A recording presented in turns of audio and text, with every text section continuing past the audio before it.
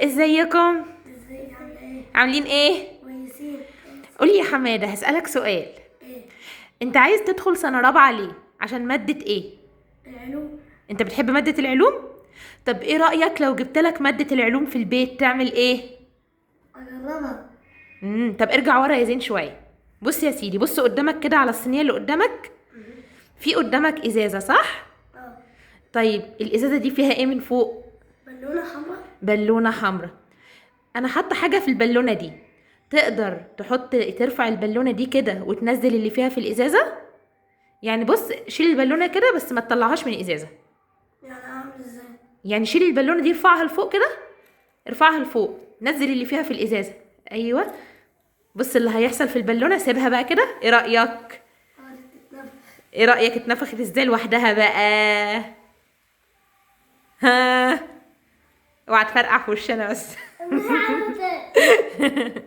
اشيلها. لا لا لا، سيبها. ما وسط المية ده. اه. ايه رايك في اللي حصل ده؟ حلوة. انت عارف ايه ده؟ ايه؟ انا كنت حاطه في البالونه ماده اسمها بيكربونات الصوديوم، ماشي؟ والازازه حاطه فيها خل، ماشي؟ لما تحط بيكربونات الصوديوم على الخل، الاتنين بيتفاعلوا مع بعض وبيطلع غاز اسمه ايه؟ ثاني اكسيد الكربون. ايه رايك في التجربه الحلوه دي؟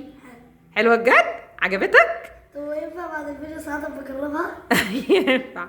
يلا بقى التجربه بتاعت زين. زين استنى. عارف المكيال اللي قدامك اللي فيه ماده بيضه ده؟ اه.